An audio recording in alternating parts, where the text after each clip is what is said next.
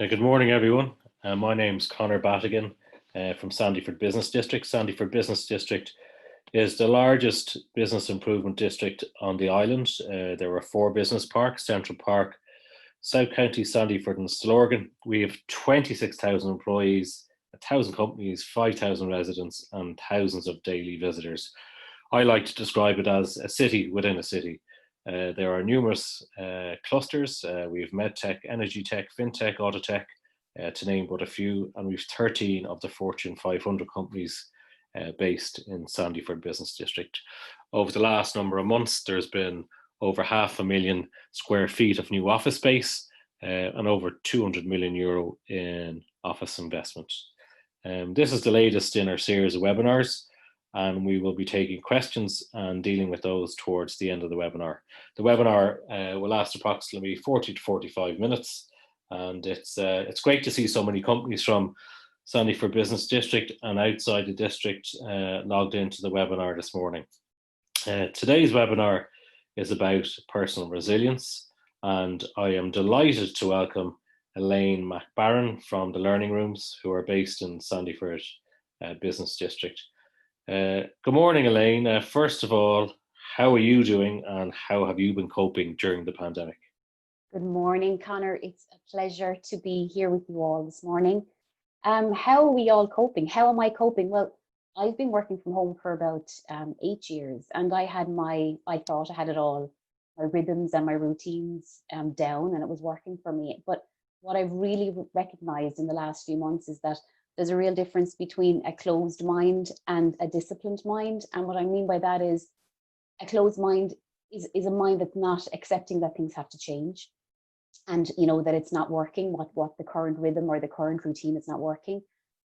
However, a disciplined mind is one that is a mind that's responsive and recognizes that habits and routines are a good thing, but it's also something that has to be, I suppose, we have to be in constant check with, and a constant commitment every day to sort of do your best, but also a recognition that that best is going to be different every day. And the best, your best will be different, but also your children's best, if you happen to have children, your partner's best, your colleague's best.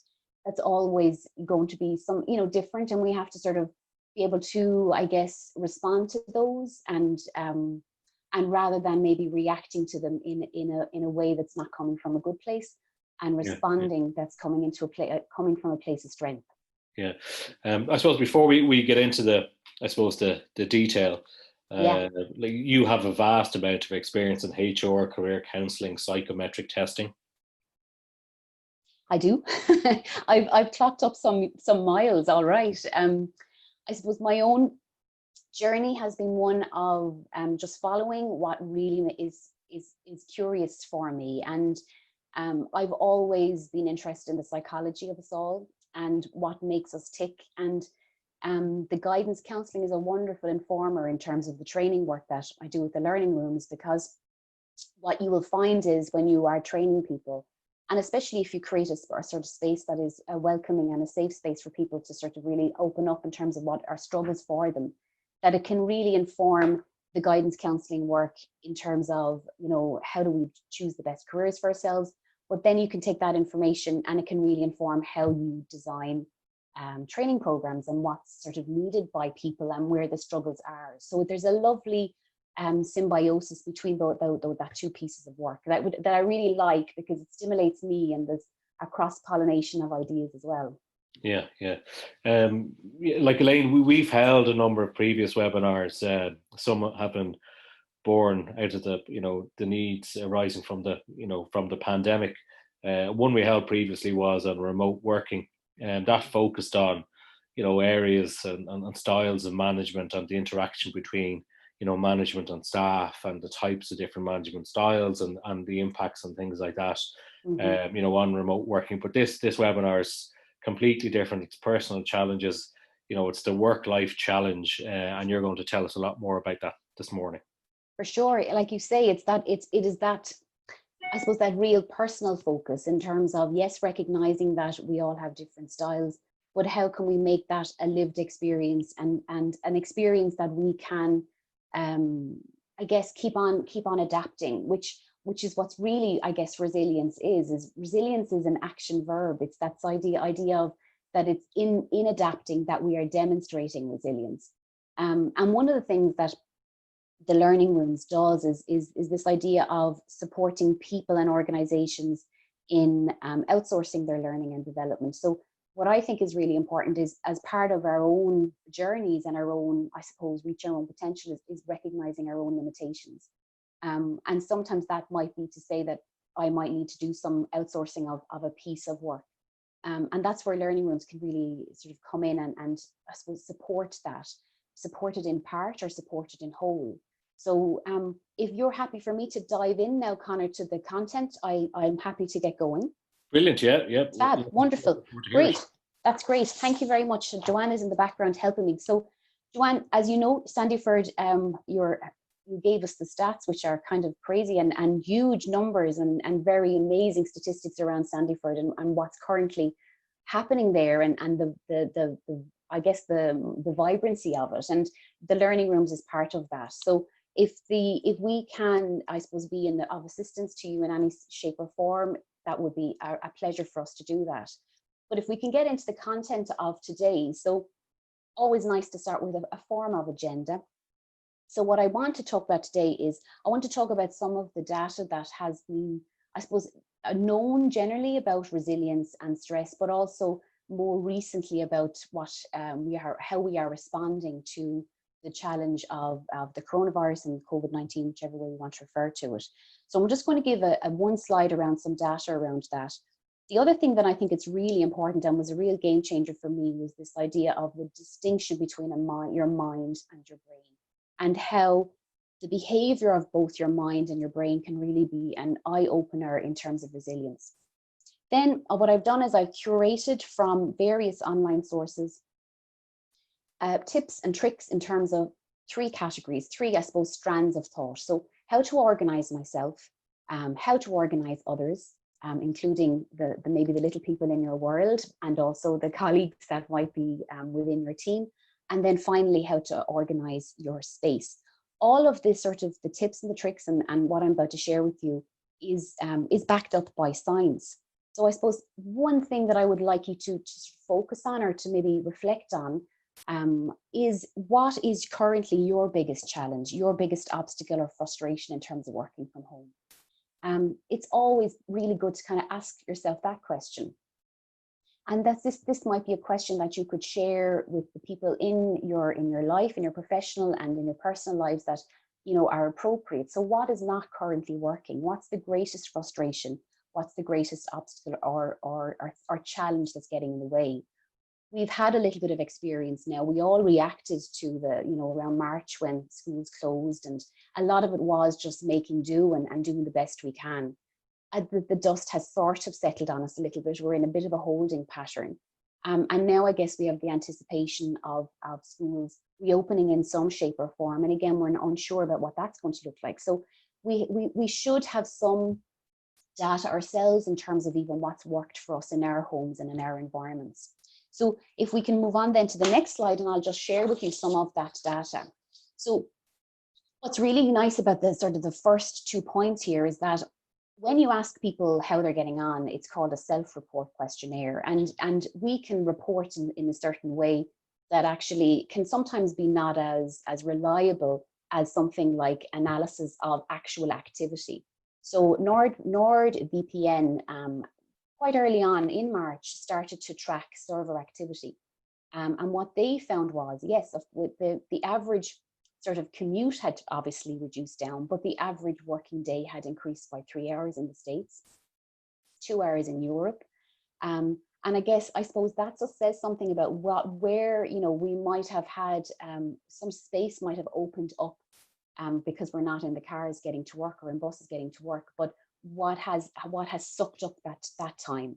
And that's something to be kind of aware of and ask yourself, has that been something that's been your reality? I know from talking to people myself that especially when they're working with things like Microsoft Teams or where there's an online presence, there's this sense of felt pressure that you have to be always online. So I think one of the challenges that we have as managers and as people working in teams when we work from home is, how do we measure work now? because before, your presence in a job was almost, you know, part of your performance in terms of you're there. But, you know, how do we now measure those deliverables, even if you think about it? What am I trying to achieve? Does it always mean that I have to be on, you know, virtually in order to prove that I'm working? And that's sometimes some of the conversations I think we need to start having with our colleagues and with our managers in terms of, well, how can we measure this? How can we do better than this, that it shows that better? The European Union has you know, has drawn again lots of issues around stress and work-related stress, and it really is up there in terms of being a very common occupational health problem.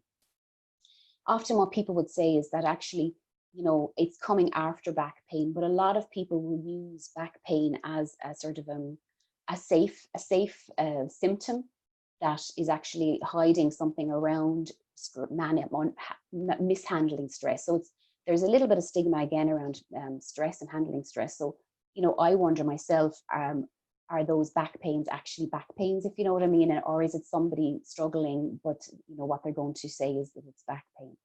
74% of UK people questioned around it really did feel the sense of overwhelm or unable to cope. And then if we turn to our own statistics, like that's statistics from 2016, which is 4 years old now, but still, I'm not sure where the ranking is, but we are still, you know, not doing so well in terms of supporting people around mental health. And it's no surprise that the government in various, whether it's Department of Education, Department of Health, have ploughed money into youth mental health, whether it's Jigsaw or Ferolga, because it's named now and it's recognised as a challenge. I was sharing with Sarah earlier that NUIG in Galway had just recently sent out some research findings that young people are finding. Why wouldn't they? If we're finding it tricky, why wouldn't they be finding it tricky? But, you know, they're missing out on that social interaction, and just the various ways of being stimulated in school as well. And of course, the other thing, I suppose, where this is all not doom and gloom. The final point in that column is to say, of those people in 2016 that were asked these questions around mental health, 93% of them reported, yes, that there are things you can do to improve your mental health.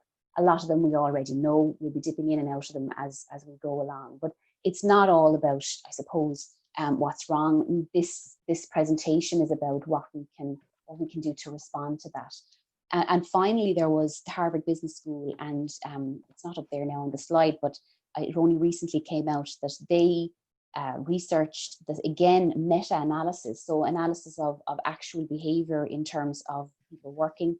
They looked at over 3 million people, 21,000 companies, 16 cities in the EU, US and Israel, and they looked at behaviour of countries that had government mandated lockdown for a 1 month period.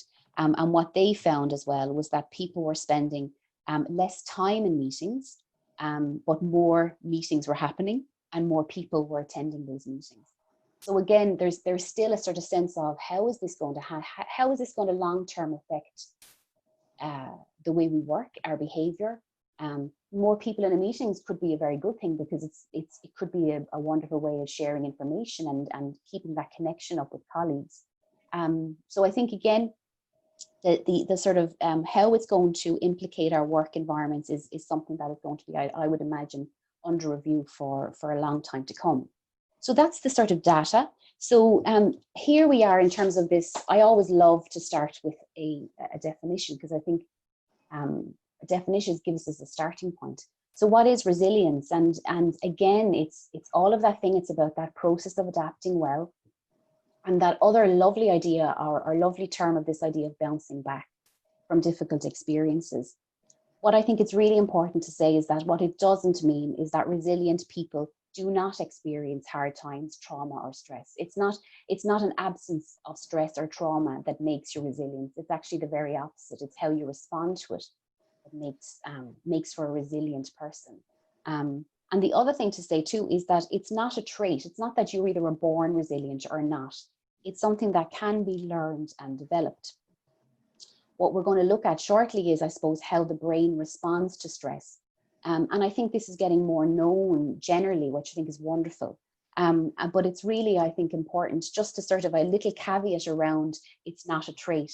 It is, I suppose, now known that if you are more of a pessimistic person rather than an optimistic person, if you're on that spectrum of being a little bit more pessimistic, the bad news is that you have to try a little bit harder to, I suppose, create that resilient muscle within yourself.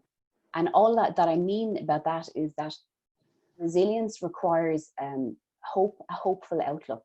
And if you're an optimistic person, that hopeful outlook is a little bit more part of who you are and part of your making.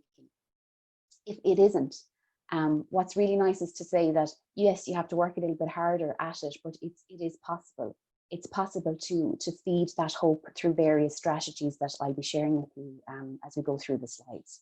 So if we move on then to this lovely image of the brain. And unfortunately, I can't see you, you can't see me, but I'm going to ask you a question, and I'm going to hope it might be a useful exercise. So if I was to ask you, where is your brain?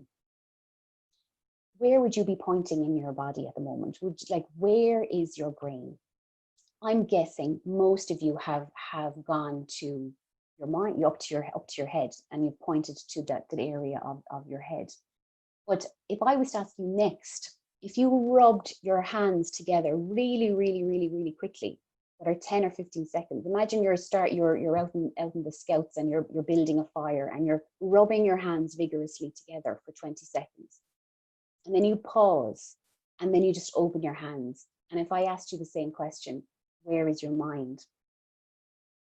I'm hoping, chances are that you might say, Polly, my mind has moved from me feeling it's in my brain, and my mind has moved into my hands. And why that happens is because you have, by creating energy in your hands and stimulation in your hands, you've moved your attention to your hands. So your brain is the biology. And it's been used, I've heard it a number of times now, but I really think it's a very interesting way of thinking about it and powerful way of thinking about it. The brain is your biology. It's the biological structure within your skull, okay? It's the hardware. If we were to think about it in terms of your computer, it's the hardware of that computer. So if I was just to go very quickly through that, your prefrontal cortex is the part just behind your forehead. And that is the most evolved part of our brain. And what I mean by that is that in terms of evolution, as the generations and the millennia have changed our biology, the prefrontal cortex is the part of the brain that helps us with executive decision making and making choices. It's the last part of the brain to develop. So if you have teenagers in your life, it's really important that you help them through decision making, because by you helping them through the decision making and making judgments, you are actually helping them to form the white matter that will make them able to make good decisions and healthy decisions.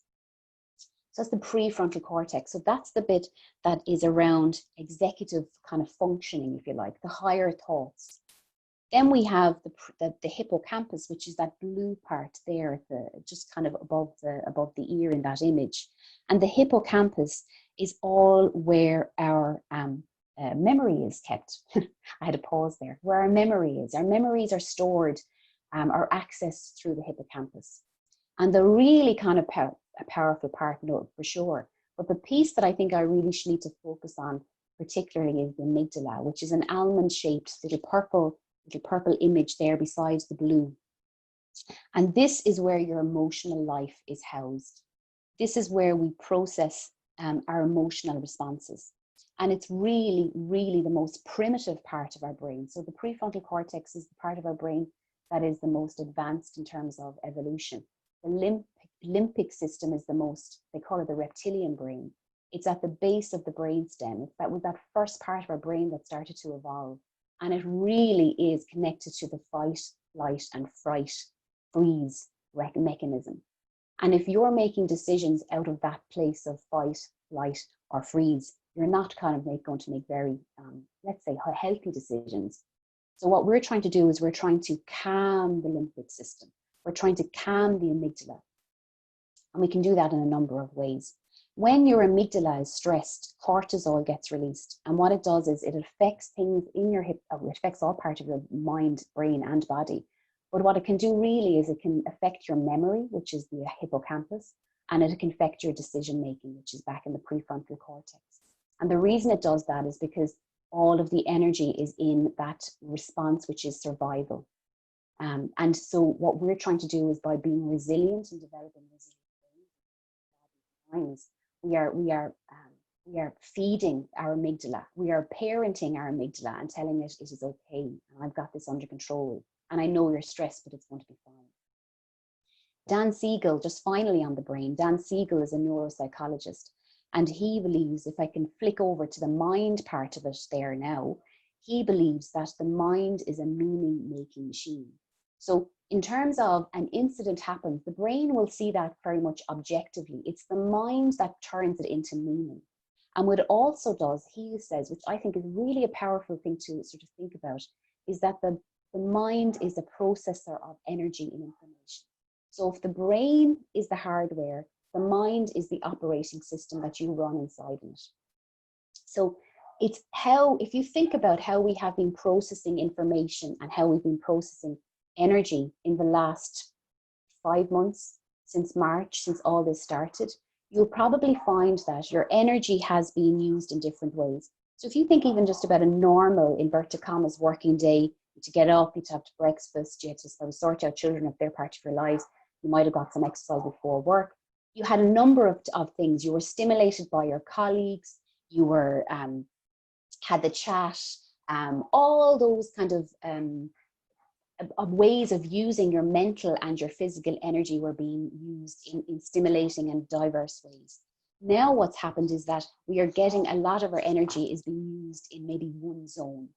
And if you think about it in terms of information as well, we were gathering information through various of channels, I guess. So again, you talk to a colleague, you have a meeting in person.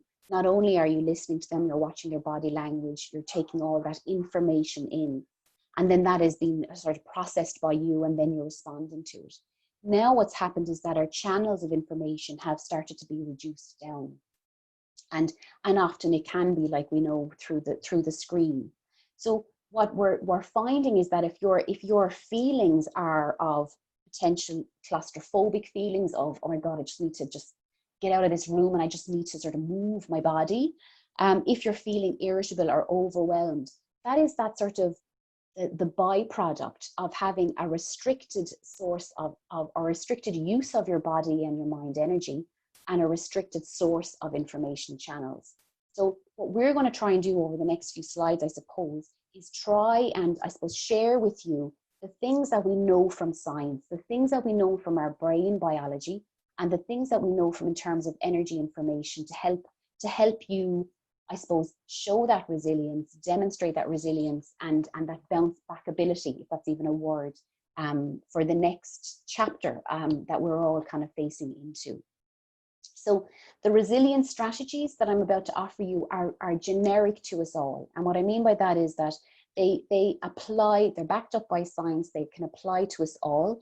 However, how we respond in terms of the individual responses will come in the following slides. And I would suggest you cherry pick what you think might work for you.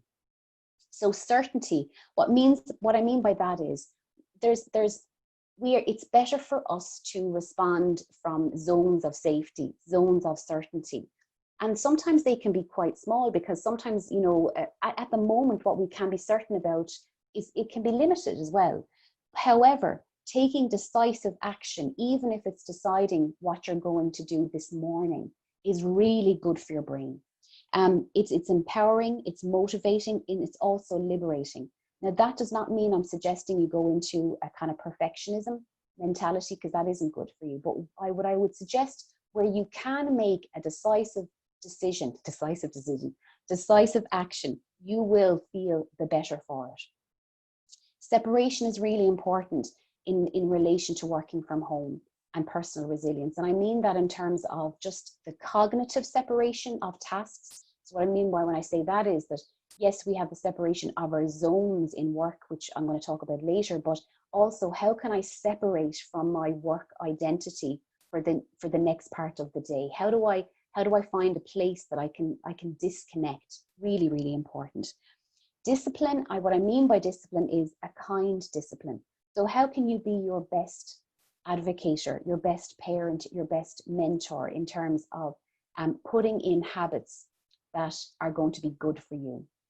We now know in terms of how the brain works that it is, you know that feeling of, you feel, I need to go for a walk, and you wait for that sort of sense of motivation to sort of come in the body before you actually go for the walk.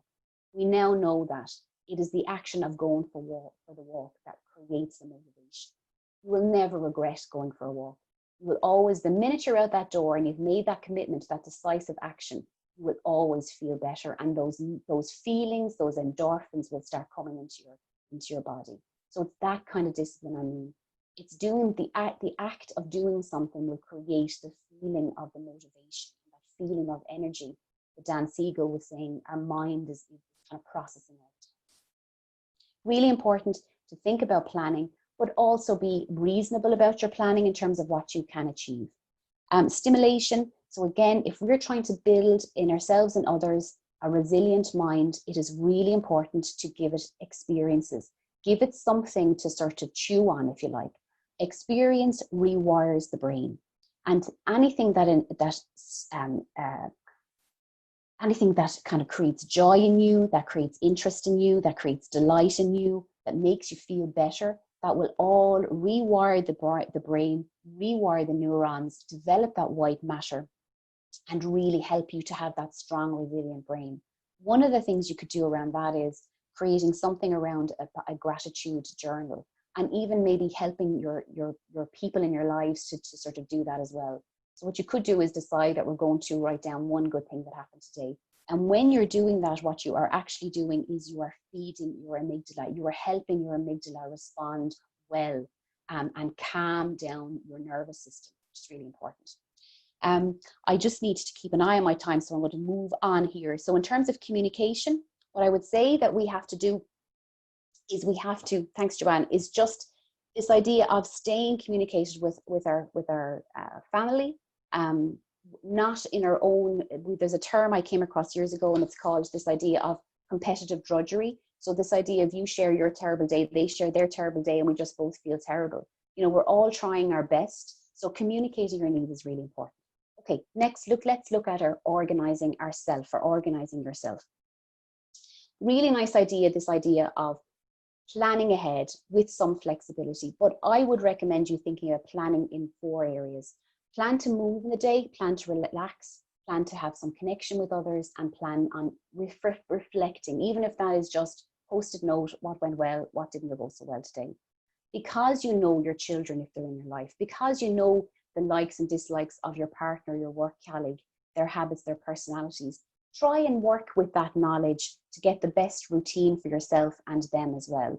Teenagers love bargaining. It's really a good thing to bargain, negotiate with teenagers. It really helps them with their decision-making ability as well.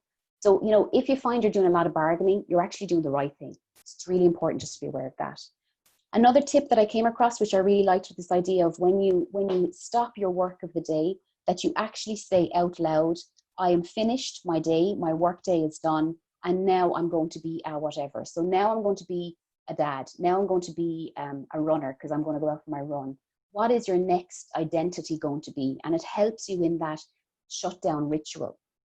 What a shutdown ritual means is this idea of how do I come away from the work. Sometimes people find changing their clothes can really help. Putting on different music can really help. Doing some kind of mind-numbing chores can really help in terms of just helping you separate and create that space between you and work. And that shutdown ritual is even more important when you are when you think about your style in terms of work. If you are a work integrator, it means that you're quite happy to have work come into your other parts of your life, quite happy to look at emails after work, quite happy to wear the same clothes as you would at home that you would in work. A segmenter is somebody that wants it is separated, that really doesn't like talking about work when they're not working. That if they have errands to do, they will do them after work, even if they could do them during work. And if you are a person that likes to keep work separated from home, the shutdown ritual is going to even be more important. The kind discipline I talked about before, The army and all the armed forces recognize this idea of making your bed philosophy. And what that means is that if you get a head start on the day, if you make your bed, if you get up maybe before the children, if you do, or if you get your run before you have to start working, whatever makes you feel good, you're feeling you're ahead of the day and you're starting with a strong step. Alarm to wake up, we probably all have that, but do we have an alarm to wind down? So setting alarm to remind you to maybe go to bed, go to bed now, is actually just as powerful as an alarm to wake you up. In terms of the next few tips on the next slide, it's again just recognizing your style. Are you a lark or are you an owl? Do you feel that you have most of your energy in the morning? If you do, then you should be doing most of your creative tasks in the morning. If you feel you warm up and you get more creative as the day goes on, you're an owl, and then you should be doing those creative tasks more in the evening. Transition times, we talked about that already in terms of, for some people, it's about making that cup of coffee in a certain mug, bringing it to a certain room and finding that's kind of your cue to your brain that I'm in work mode now. Adapting, timing yourself really is important for being able to make good, smart plans around what you're going to achieve today. So, we sometimes can be over ambitious in terms of what we're going to achieve. So timing yourself in tasks is a great start in terms of being able to make good plans around how you're going to do your time.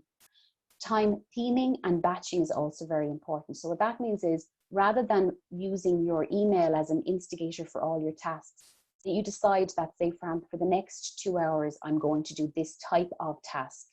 And that theming can be very helpful for your brain, because what it's doing is it's staying in the same zone. You're not asking you to constantly multitask, constantly move from one task to the other.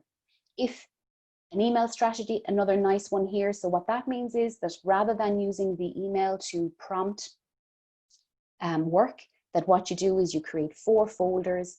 In those folders, or 5 folders, excuse me. In those folders, you have Monday to Friday, and you put tasks into those days. So when it is your time to check your emails, they say you should check your emails twice a day, in the morning and the afternoon, that you assign those tasks to those days. And you're not using the email in that same kind of way of constantly interrupting you, constantly distracting you from what you're going to do. I think the rest are kind of self-explanatory. So we might move on then to the next slide, which is all around organizing others. So again, depending on who's in your world, you can decide and negotiate with each other what all of your switch off routine is. So for some people it is everyone puts tech down. We're going to have a tech-free period of time. For others, it's we have to get out and get some from air. For others, is we're definitely going to have our dinner together all the time, or as much as we possibly can. So, again, it's nice to get children involved, especially in terms of what that looks like and agreeing it. In terms of just negotiating, expressing your needs with other people, everybody is feeling the pressure in one way or the other. And I think what it's really important to do is role model how we can negotiate working together in this new norm, as they say. If you've got two people working from home, there is going to be an opportunity to tag in terms of how we're going to do the work and who goes first, or vice versa. If you have one person and you're working at home with kids, is there any way that you could share resources with family members or people in your neighborhood where you can kind of, tag each other, help each other in terms of that? Role model, I think it's really important to be able to role model with your family and with your colleagues how I suppose what's a resilient response to all of these challenges. And I think, again, I've said these other things, communicating your home realities at work. And again, trying to have distinct times that if the school routine starts again, or when it starts again, that we have a time where we say to our children at home potentially, I will help you in an hour's time, or we'll look at that together in an hour's time, just batching that support as well off, so you both know that. And that's tricky, I know, depending on the age of children. So in terms of organizing your space, really important. Did I skip ahead? I did skip ahead. So maintain structured and unstructured connections with work colleagues. So the main tip I found about this is, use the more informal social media channels to connect in with people, rather than the more work channels, which are more important. The one that I think is the most important there is that if you're a manager, I think it's really important to agree how you're going to run supervision, how you're going to have your check-ins, how you're going to sign off on work. And again, I think it's really important to do this via video, because what you're seeing is people's body language. And it's really important that you be able to, I suppose, respond to body language. It's harder to do that when you're relying just on the voice over the phone. So, you know, again, negotiating how work is going to be measured might have to be done as well. So how are we going to do that, and how can we kind of, I suppose, get the best out of each other, and making sure to use video to connect in there. The rest, I think, are clear enough, Joanne, so we might move on to the next slide. Organizing your space. So how do you organize your space in a one-bedroom apartment? One tip I came across was somebody said they had one long couch. One end of the couch is where they sat when they were in the relaxing zone, when they were literally not working. And they set up the other end of the couch for when they were working. And it might sound, so like, how would that make a difference? But again, what you're doing is you're giving your brain cues that I'm in the working zone now. This is how I'm working. The other suggestion I thought was really kind of creative was a family repurposed during the daytimes one of their children's bedroom to be the Zoom room. So when they had to have a Zoom call, that room was in the morning just sort of, I guess, organized in whatever way that was possible. It became that Zoom room, and then they alternated for scheduled calls because they're both working from home. You know, in work, there's often this idea of a clean desk policy. So I think, again, the discipline around keeping your space some way workable, professional, is a really good habit, like in terms of making your own bed. Again, it's sometimes there's a really interesting thing called brain discounting mechanism. And what that means is that if you can get used to any environment, and mess or clutter or disorganization can kind of fade out into the difference. It's our brain's way of highlighting what's important in terms of survival, if you like. So if you found that your workspace has just got a little bit chaotic and it needs a little bit of a reboot, sometimes it's good to just bounce ideas off somebody else in terms of what do you like, asking them to come into your space and review it and do a slight ergonomic assessment. Have you got enough light? Have you got enough air coming into it? Are you getting enough breaks? Have you got enough leg space? You know, are you getting up, moving your body? So all of these kind of basic practical tips can really make a big difference in terms of any issues that you might be finding with your back. And I think are really important to sort of keep those in mind.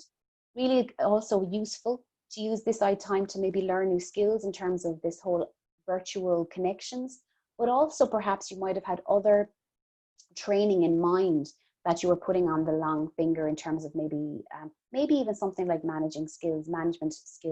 And it might be the time to sort of give that over now.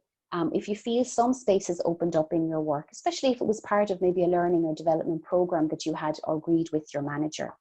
So that is my office, or your organizing your space piece.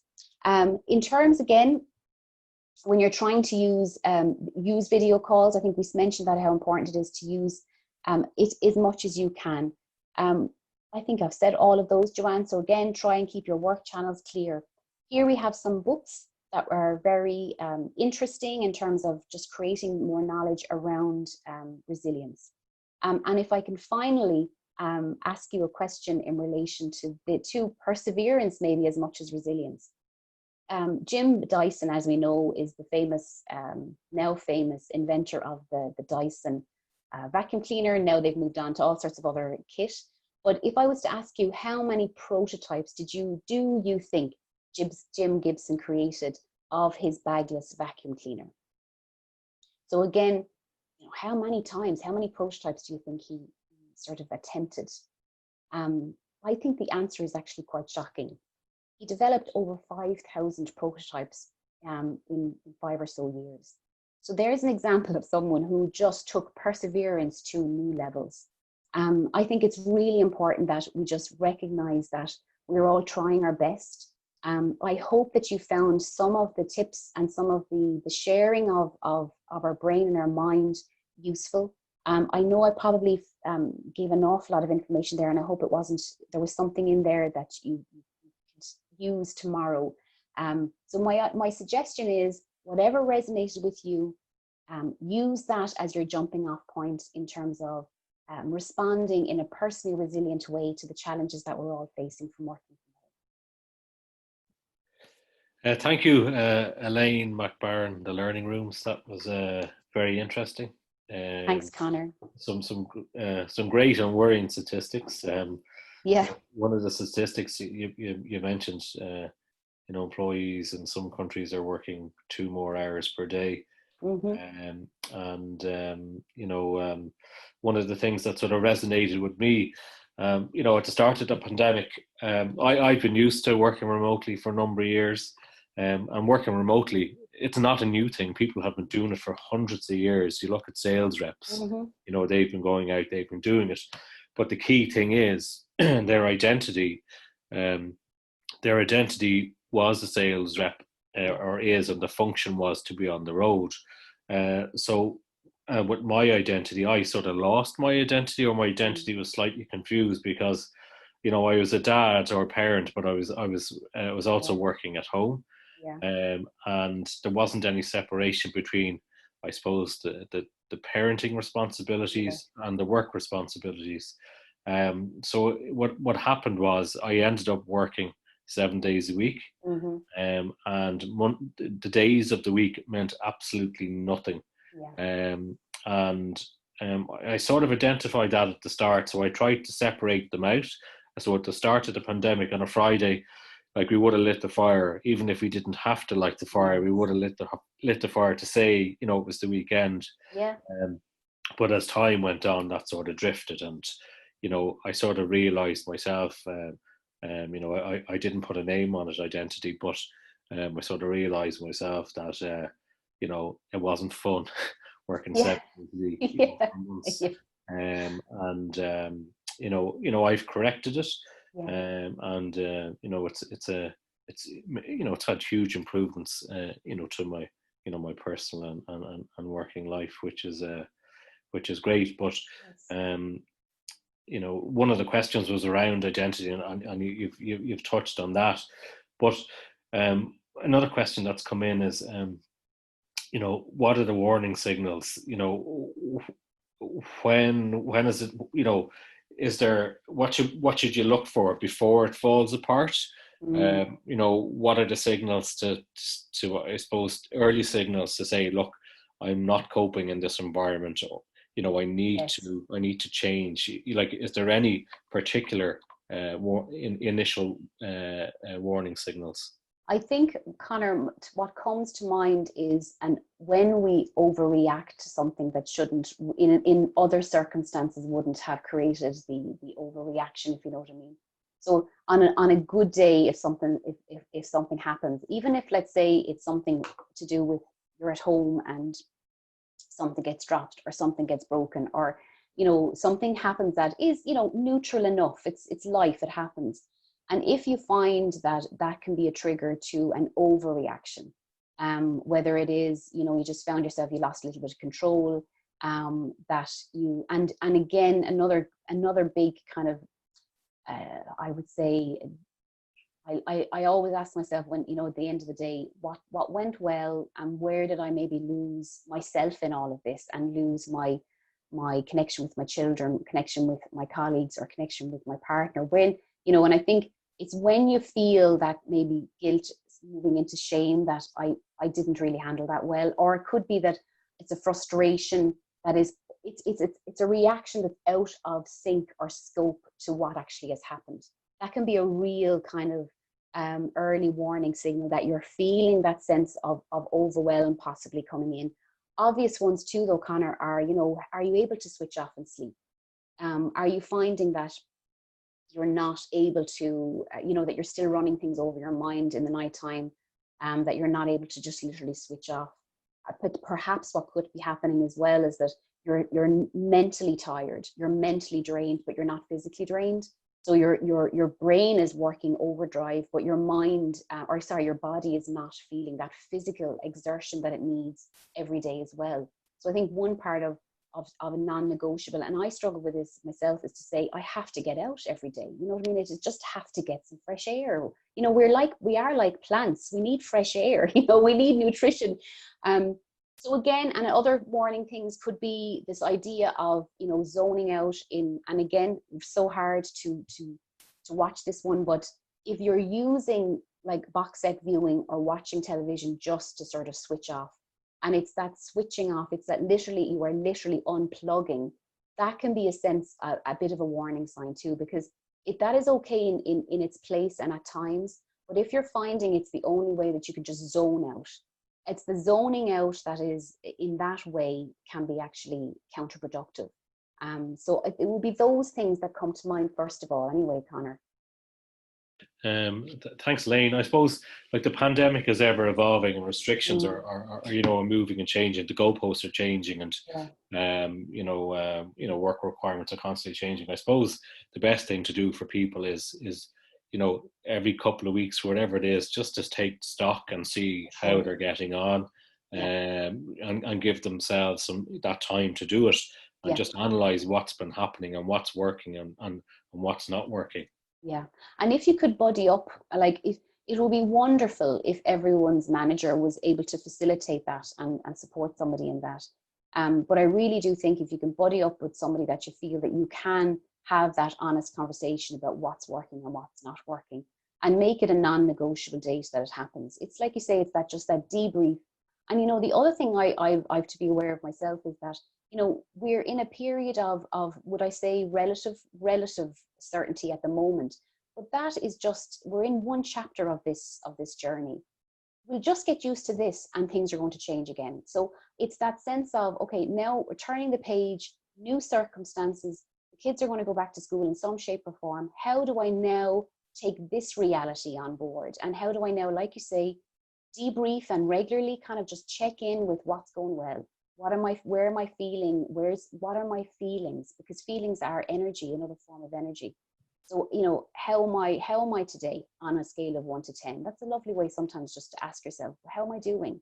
And then ask other people that you care about, how are you doing? You know, that sort of stuff is really, and what's problematic, I suppose, about what the situation we're in as well is that those kind of non-planned, spontaneous interactions that would have happened before in work, they're not there in the same way. So you almost have to plan a spontaneous conversation, which sounds ridiculous, but you have to sort of give it the space and plan it, because you know it can't happen spontaneously. So create that network of support around yourself as well. Okay, thanks, Elaine. I'm just conscious of time. Yes. Look, it's you know, some great tips and insights. I could have done with speaking to you a while ago, and no, look, I'm going to take on board you know, some of what you said. I think it's very relevant. Thanks, Um, Connor. so, Elaine McBarron, the Learning Rooms, thank you very much for your time this morning.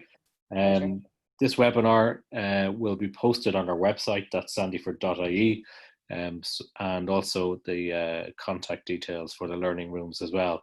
So you can stay up to date with all things Sandyford and any COVID-19 related supports on sandyford.ie.